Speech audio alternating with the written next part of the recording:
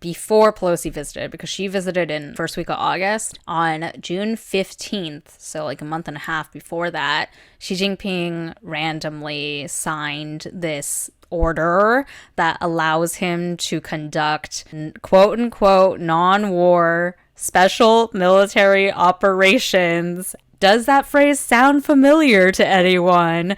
Yeah, so he took inspiration from what's going on with Ukraine, and he announced that that was going to be like a thing that they're allowed to do now. So given all of that, let's go into speculation mode. What do you think is the likelihood of this actually creeping into potential takeover of Taiwan soon, given that Xi Jinping's whole legacy is like largely grounded on fulfilling the Chinese reunification?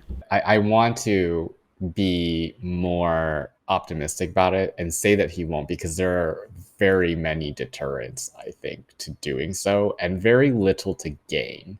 I'm not saying that, to shit on Taiwan, but it is a very small landmass.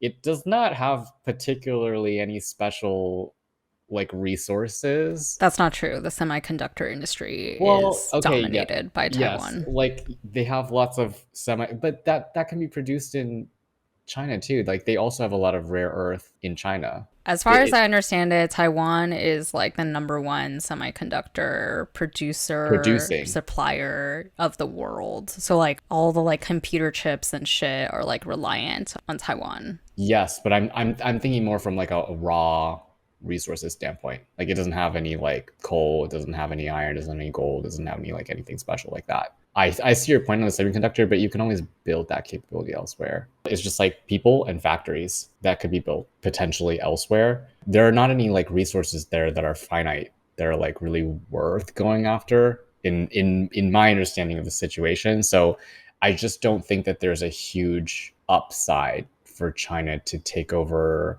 Taiwan, especially since, as Savannah mentioned, they don't even need to really do that to strangle Taiwan. They just can cut Taiwan's economy in half by not doing any business with them. So a straight up invasion just seems really, really unnecessary to me, with a lot of risks on Xi's behalf, because he risks antagonizing all the other Asian countries, or some of the more Western aligned Asian countries like South Korea and Japan. And he risks antagonizing like the larger Western group of countries.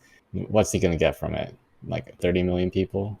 Pride. I think a lot of it comes down to intangible things. Why does Putin care so much about Ukraine? Ukraine, relatively speaking, is like a small landmass compared to Russia and to all these other like territories they claim are part of Russia, or they want to reclaim as part of former Soviet Union glory. And related to that, I will add that, yes, I agree with you. It's highly risky for seemingly a small reward, right, on Xi's account. However, you could argue that, like, because he's viewing what is happening with Putin and Ukraine kind of backfiring on all the other nations. Like, we all were like, we're gonna crush Russia with the sanctions, and they're gonna stop the war immediately, and it backfired on us. The ruble is actually doing better than it was before the Ukraine invasion, because we imposed all these sanctions, but it backfired on us because the whole world seemingly is reliant on Russian oil, and because they blockaded so much of Ukraine's territory, also all the grain, lots of things going on, right? Yeah, so like, it's not going well for all these countries that were trying to like stop Russia. So similarly, I guess I'm more concerned than I used to be about Xi getting funny ideas about this being like a better time to strike for Taiwan, because before Russia invaded Ukraine, all the world powers were like, you better not do it, like you're gonna regret it. And then, like, lo and behold, they don't really regret it, and they're doing a lot better than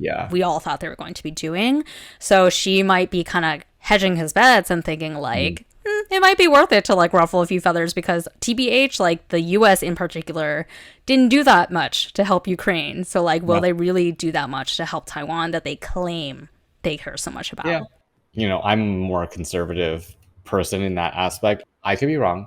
I'm not an economist. I don't know the inputs, outputs of the GDP of the Russian economy and the Chinese economy. But anecdotally speaking, I feel like the Russian economy was much more insulated because they already weren't exporting that much. Like they exported oil largely, but they don't have like goods. When's the last time you bought something that was like made in Russia? Like never. But I think China depends so much on foreign people buying their goods. That being said, it's like, dictatorship. So in theory, she could just like crush the economy into buying internally and make that work. So I don't really know. Well, and also I guess the word invasion is kind of loose, right? Because it doesn't have to be military based in terms of like the way that China tries to take over Taiwan. It could They be could economic, also, yeah. yeah, economic. It could be hacking. I don't know. It could be a lot of things. Like Yeah, it yeah. doesn't have to be what we consider to be like a takeover, a traditional takeover. Yeah, I'm just a little bit more concerned than I used to be.